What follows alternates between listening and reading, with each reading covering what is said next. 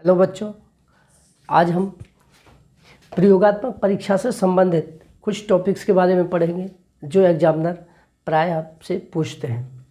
ठीक है, तो चलिए शुरू करते हैं। पहला टॉपिक है विलयन।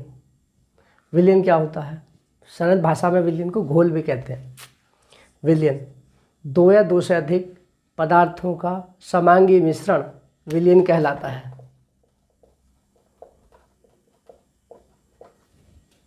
क्या है विलयन? दो या दो से अधिक पदार्थों का समांगी मिश्रण विलयन कहलाता है।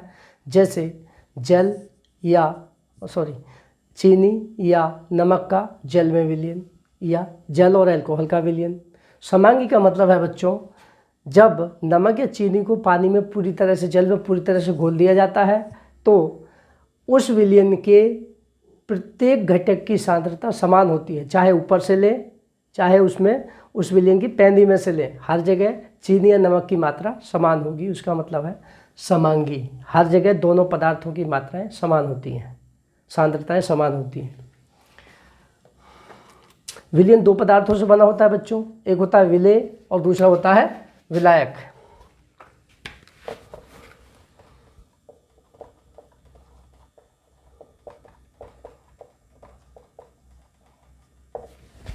विलेय और विलायक। विलेय सरल शब्दों में कहें, विलेय वह पदार्थ जिसे घोला जाता है विलेय कहलाता है। विलायक जिस पदार्थ में घोला जाता है उसे विलायक कहते हैं। ये तो होती है बच्चों केवल जिनमें विलेय पदार्थ ठोस होता है उसके लिए। लेकिन जब दो द्रव है तो उनमें कौन सा विलेय है, या गैसीय विलयन है तो उनमें विलेय कौन सा है, विलायक कौन सा है। उस स्थिति में बच्चों हम देखते हैं किस पदार्थ की मात्रा कम है। ठीक है, तो विलेय क्या हो जाता है? वह पदार्थ जिसे घोला जाता है, अर्थात जिसकी सांद्रता कम होती है, जिसकी मात्रा कम होती है, विलेय कहलाता है। विलायक वह पदार्थ जिसमें घोला जाता है, अर्थात जिसकी मात्रा या सांद्रता ज़्यादा होती है। जैसे 50 ml एल्कोहल को 100 ml जल में घोला जाए तो इसमें एल्कोहल विलेय है और जल विलायक है। इसी का उल्टा हो सकता है बच्चों, 50 ml जल में 100 ml एल्कोहल को मिलाएं, तब उस स्थिति में बच्चों जल की मात्रा कम है तो जल विलेय हो जाएगा और एल्कोहल विलायक हो जाएगा। नेक्स्ट टॉपिक है बच्चों तनु विलयन। तनु विलयन वह विलयन जिसमें विलेय की सांद्रता बहुत कम होती है या विलेय की बहुत कम मात्रा घुली होती है, तनु विलयन कहलाता है। सांद्र विलयन वह विलयन जिसमें विलेय की मात्रा अधिक होती है, या कह सकते हैं ऐसा विलयन जिसमें विलेय की मात्रा बहुत अधिक होती है, सांद्र विलयन कहलाता है। नेक्स्ट है बच्चों सांद्रता या स्ट्रेंथ। सांद्रता 1 लीटर विलयन में उपस्थित या 1 लीटर विलयन में घोली गई विलेय की मात्रा को सांद्रता कहते हैं। क्या है सांद्रता? 1 लीटर विलयन में उपस्थित विलेय की ग्रामों में मात्रा सांद्रता कहलाती है। उदाहरण के लिए मान लीजिए 5 ग्राम नमक 500 ml जल में घोला गया है, तो 1 लीटर में यानी कि 1000 ml में कितना घोलेंगे बच्चों? 10 ग्राम हो जाएगा। तो उस विलयन की सांद्रता हो जाएगी 10 ग्राम प्रति लीटर। तो सांद्रता क्या हो गई? 1 लीटर विलयन में उपस्थित विलेय की ग्रामों में घोली गई मात्रा। नेक्स्ट टॉपिक है बच्चों मोलरता। मोलरता को हाथ में ले लेते हैं। नेक्स्ट टॉपिक है मोलरता। किसी विलयन के 1 लीटर में उपस्थित विलेय के ग्राम अणुओं की संख्या को विलयन की मोलरता कहते हैं। ध्यान से सुनिए, किसी विलयन के 1 लीटर या 1000 ml में उपस्थित विलेय के मोलों की संख्या को मोलरता कहते हैं। मोलरता को कैपिटल M से दर्शाते हैं और M बराबर हो जाता है बच्चों W/mV, या यही हो जाता है N/V, विलेय के मोलों की संख्या बटे आयतन लीटर में। नेक्स्ट है बच्चों मोललता। मोललता क्या होती है? 1 किलोग्राम विलायक में, ध्यान दीजिए बच्चों, पहले आयतन लीटर में था, अब की बार क्या हो गया, मात्रा लेनी है, किलो विलायक की मात्रा ग्राम में या किलोग्राम में। मोललता 1 किलोग्राम विलायक में उपस्थित विलेय के मोलों की संख्या को विलयन की मोललता कहते हैं। 1 किलोग्राम विलायक में उपस्थित विलेय के मोलों की संख्या को विलयन की मोललता कहते हैं। इसे m0 से दर्शाते हैं, कहीं कहीं पे बच्चों इसे स्मॉल m से भी दर्शाते हैं।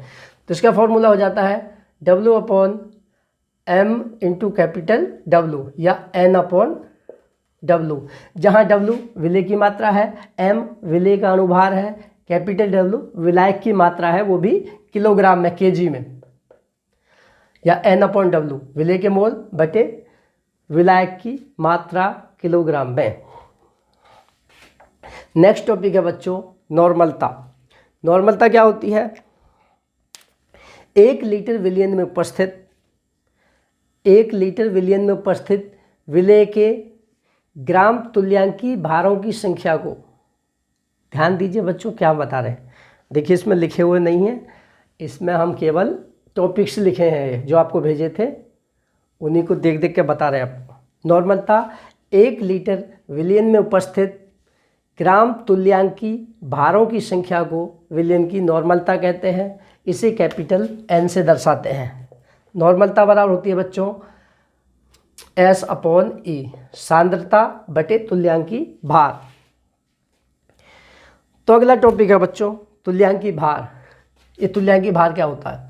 तुल्यांकी भार किसी तत्व का तुल्यांकी भार उसकी ग्रामों में वह संख्या है। किसी तत्व का तुल्यांकी भार उसके भारों की वह संख्या है जो हाइड्रोजन के 1.008 ग्राम के साथ, या नॉर्मली कह सकते हैं बच्चों हाइड्रोजन के 1 ग्राम के साथ, क्योंकि हाइड्रोजन का परमाणु भार इतना होता है, ठीक है, इसको 1 भी मान सकते हैं लगभग।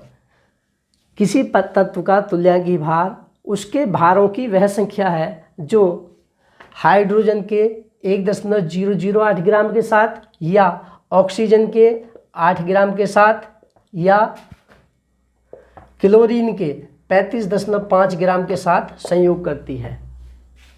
किसी तत्व का तुल्यांकी भार उसके भारों की वह संख्या है जो हाइड्रोजन के 1.008 ग्राम के साथ, या ऑक्सीजन के 8 ग्राम के साथ, या क्लोरीन के 35.5 ग्राम के साथ संयोग करता है, तुल्यांकी भार कहलाता है। बहुत डिटेल में बच्चों अभी नहीं बता पाएंगे क्योंकि समय कम है, ठीक है, कल आपका प्रैक्टिकल है, यदि समझ नहीं आए तो आप पूछ लेना। जैसे HCl का तुल्यांकी भार देखें बच्चों, तो H का तुल्यांकी भार H का 1 ग्राम Cl के 35.5 ग्राम के साथ संयोग कर रहा है, तो H का तुल्यांकी भार हो जाएगा बच्चों 1। इसी प्रकार Cl का एक परमाणु हाइड्रोजन के कितने के साथ संयोग कर रहा है? 1 ग्राम के साथ, तो Cl का भी नहीं, सॉरी, Cl का 35.5 ग्राम हाइड्रोजन के इतने ग्राम के साथ संयोग करता है, तो Cl का तुल्यांकी भार हो जाएगा 35.5। और टोटल HCl का जब तुल्यांकी भार देखेंगे, H का तुल्यांकी भार प्लस Cl का तुल्यांकी भार 1 + 35.5 बराबर 36.5। इस तरह से HCl का तुल्यांकी भार निकल के आ जाता है। यानी कि कह सकते हैं किसी अणु का तुल्यांकी भार उसके परमाणुओं के तुल्यांकी भारों का योग होता है, जिसे अणुभार होता है। नेक्स्ट, परासरण क्या है? परासरण विलायक के अणुओं का, विलायक जिसमें घोला जाता है, विलायक के अणुओं का कम सांद्रता के विलयन से अधिक सांद्रता के विलयन की ओर अर्धपारगम्य झिल्ली में से प्राकृतिक प्रवाह परासरण कहलाता है। परासरण विलायक के अणुओं का कम सांद्रता के विलयन से अधिक सांद्रता के विलयन की ओर अर्धपारगम्य झिल्ली में से प्राकृतिक प्रवाह स्वतः रिसना परासरण कहलाता है। अर्धपारगम्य झिल्ली वह झिल्ली जो विलायक के अणुओं को निकल जाने देती है लेकिन विलेय के अणुओं को नहीं निकलने देती। वह झिल्ली जो विलायक के अणुओं को निकलने देती है परंतु विलेय के अणुओं को नहीं निकलने देती, अर्धपारगम्य झिल्ली कहलाती है। जैसे जीवित कोशिकाओं की कोशिका कला सेल मेम्ब्रेन। इसके अलावा अंगूर के छिलके, फलों नॉर्मली कुछ फल होते हैं जैसे अंगूर के छिलके होते हैं या किशमिश के छिलके होते हैं, वो अर्धपारगम में झिल्ली होती है। अंडे के ऊपर छिलके के अंदर एक झिल्ली होती है सफ़ेद, वो भी अर्धपारगम में झिल्ली होती है। नेक्स्ट है परासरण दाब। परासरण दाब वह द्रव स्थैतिक दाब है जिसे विलयन पर लगाने से उसका परासरण, फिर से देखिए, परासरण दाब वह द्रव स्थैतिक दाब है जिसे विलयन पर लगाने से उसका वाष्प दाब विलायक के वाष्प दाब के बराबर हो जाता है। दो परिभाषाएं होती हैं परासरण दाब की बच्चों। पहली परिभाषा है परासरण दाब वह द्रव स्थैतिक दाब है, हाइड्रोस्टैटिक प्रेशर है जिसे, नहीं, परासरण दाब वह द्रव स्थैतिक दाब है जो विलायक को अर्धपारगम में झिल्ली द्वारा विलयन से पृथक करने पर उत्पन्न होता है, परासरण दाब कहलाता है। दूसरी परिभाषा है बच्चों परासरण दाब की, वह न्यूनतम बाहरी दाब, वह न्यूनतम बाह्य दाब जिसे विलयन पर लगाने से उसका वाष्प दाब विलायक के वाष्प दाब के बराबर हो जाता है, परासरण दाब कहलाता है। नेक्स्ट है बच्चों कोलाइडी विलयन। कोलाइडी विलयन वह विलयन है जिसमें एक निश्चित पदार्थ के छोटे कण परिक्षिप्त प्रावस्था के रूप में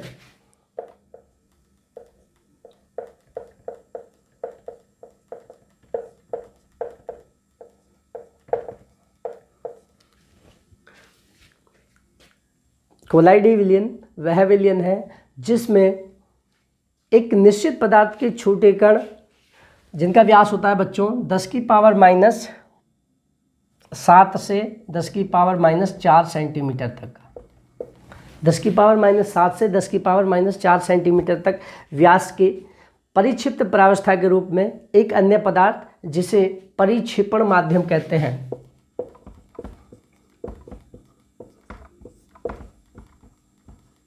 में वितरित रहते हैं, कोलाइडी विलयन कहलाता है। उदाहरण है बच्चों गोंद, जिलेटिन, स्टार्च का जल में विलयन। इसके अलावा दूध और हमारा रक्त, ब्लड, ये भी कोलाइडी विलयन है। नेक्स्ट है बच्चों स्कंदन।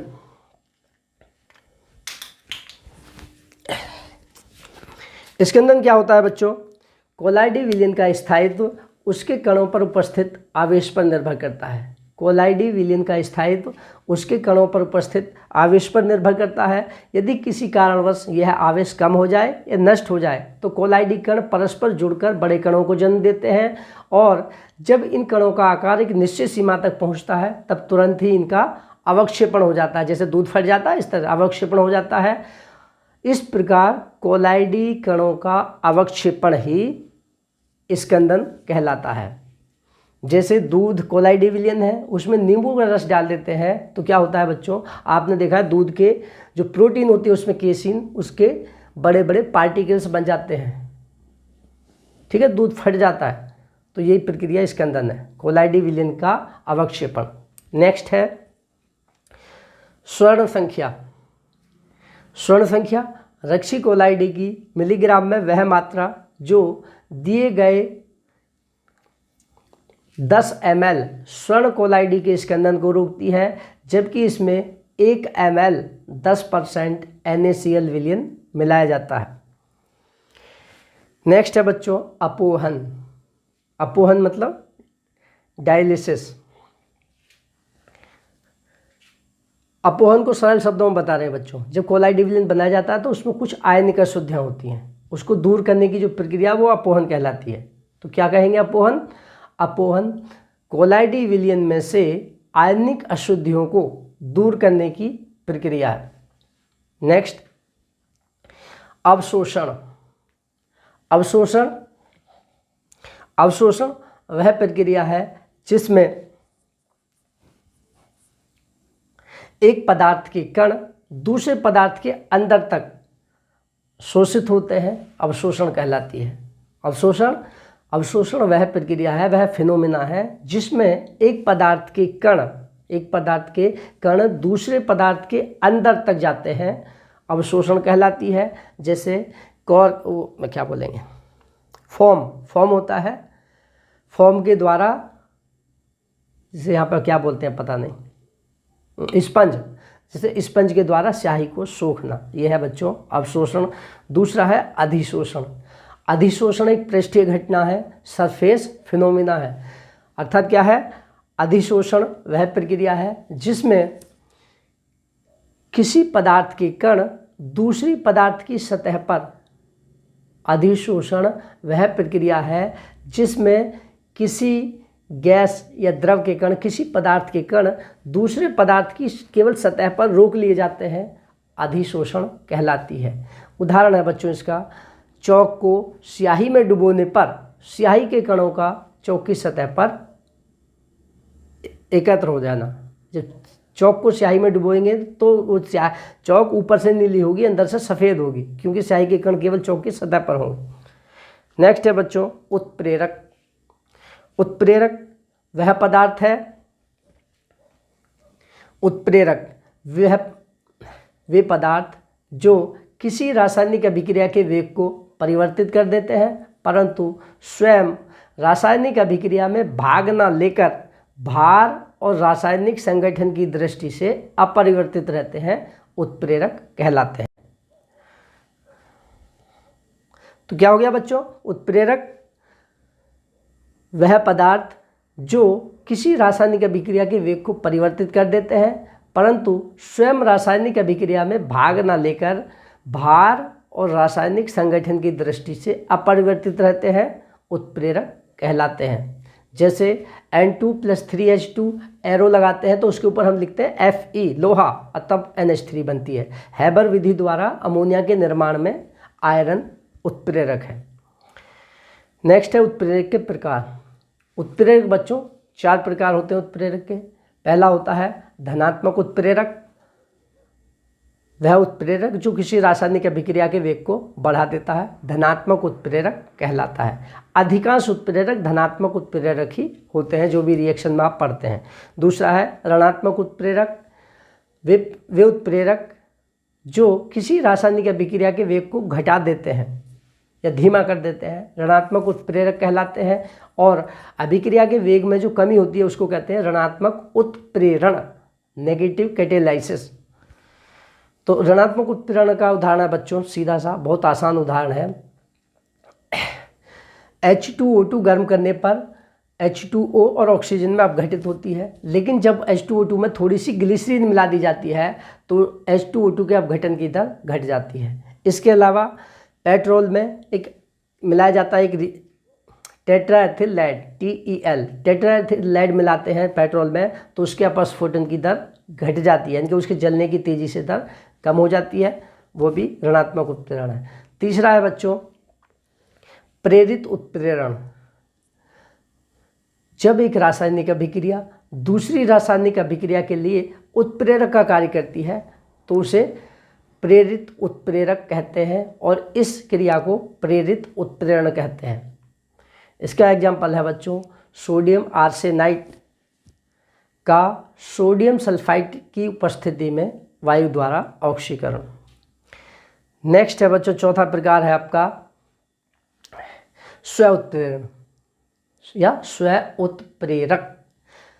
वे कुछ रासायनिक अभिक्रियाओं में अभिक्रिया के फलस्वरूप बने कुछ पदार्थ ही, कुछ रासायनिक अभिक्रियाओं में अभिक्रिया के फलस्वरूप बना कोई उत्पाद ही जब उत्प्रेरक का कार्य करने लगता है तो उसे स्व उत्प्रेरक कहते हैं और यह ऐसा उत्प्रेरण स्व उत्प्रेरण कहलाता है।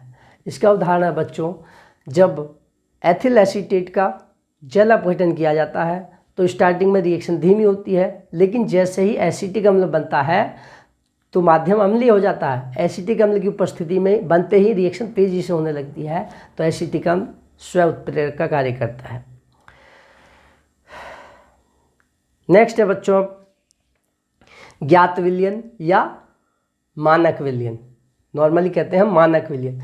मानक विलयन होता है जो बच्चों टाइट्रेशन वाला प्रैक्टिकल है आयतनीय विश्लेषण का, उसमें मानक विलयन ऐसा विलयन जिसकी सांद्रता हमें ज्ञात होती है, ऐसा विलयन जिसकी सांद्रता हमें ज्ञात होती है मानक विलयन कहलाता है। अर्थात विलायक की निश्चित मात्रा में विलेय की निश्चित मात्रा घोलने पर जो विलयन बनता है उसे मानक विलयन कहते हैं। नेक्स्ट है अज्ञात विलयन। ऐसा विलयन जिसकी सांद्रता हमें ज्ञात नहीं होती, उसका मानक विलयन के साथ अनुमापन करके उसकी सांद्रता ज्ञात करते हैं, तो ऐसा विलयन कहलाता है बच्चों अज्ञात विलयन, जिसकी सांद्रता हमें ज्ञात नहीं होती। तुल्यांकी भार कैसे निकालते हैं? अम्ल का तुल्यांकी भार निकालते हैं तो बच्चों अम्ल का तुल्यांकी भार बराबर, इसका सूत्र है अम्ल का तुल्यांकी भार बराबर अम्ल का अणुभार बटे उसकी क्षारकता। क्षारकता का मतलब होता है जितने हाइड्रोजन परमाणु उसमें से हटाए जा सकते हैं। लास्ट ईयर हमने पढ़ाया था आपको। उसी प्रकार क्षार का तुल्यांकी भार होता है बच्चों क्षार का अणुभार बटे क्षार की अम्लीयता। अम्लीयता का मतलब उसमें से कितने OH- ग्रुप हटाए जा सकते हैं, वो होती है उसकी अम्लीयता। और तीसरा होता है बच्चों लवण का तुल्यांकी भार। लवण का तुल्यांकी भार बराबर होता है लवण का अणुभार बटे लवण की धन संयोजकता, उसमें से कितने प्लस वाले निकल जाते हैं। जैसे कैल्शियम सल्फेट है CaSO4 लवण है, इसको जब आयनित करेंगे तो बच्चों बनेगा Ca++ प्लस SO4-। तो Ca++, Ca पर 2 प्लस आवेश हैं तो इसकी धन संयोजकता होगी बच्चों 2। लवण का अणुभार बटे लवण की धन संयोजकता। इसी प्रकार नेक्स्ट होता है बच्चों ऑक्सीकारक या अपचायक का तुल्यांकी भार। ऑक्सीकारक या अपचायक का तुल्यांकी भार बराबर ऑक्सीकारक या अपचायक का अणुभार बटे ऑक्सीकारक या अपचायक के प्रति अणु ऑक्सीकरण संख्या में परिवर्तन।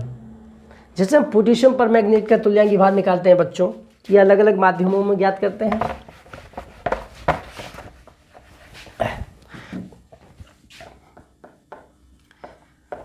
KMnO4 का तुल्यांकी भार निकालते हैं तो बच्चों अम्लीय माध्यम में क्या होता है, इसकी रिएक्शन H+ की प्रेजेंस में ये बना देता है Mn+2,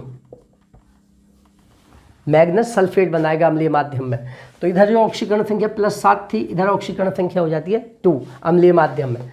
तो ऑक्सीकरण इसका अणुभार निकाल लेंगे क्योंकि यह है ऑक्सीकारक। KMnO4 का तुल्यांकी भार बराबर KMnO4 यानी कि ऑक्सीकारक का अणुभार बटे KMnO4 यानी कि ऑक्सीकारक अपचायक के प्रति अणु ऑक्सीकरण संख्या में परिवर्तन। यहाँ पर 7 थी ऑक्सीकरण संख्या, यहाँ पर रहेगी 2। कितना परिवर्तन हो गया, 7 में से 2 घटाएंगे तो बचेगा 5। तो KMnO4 का अणुभार आएगा जो भी, उसमें भाग दे देंगे बच्चों 5 का, तो निकल आएगा KMnO4 का तुल्यांकी भार जो कि आएगा लगभग 31.1। ठीक है, तो यही है मुख्य टॉपिक बच्चों जो आपको पता होना चाहिए प्रैक्टिकल के लिए। यदि कोई और टॉपिक आपकी समझ नहीं आ रहा है तो आप पूछ लें।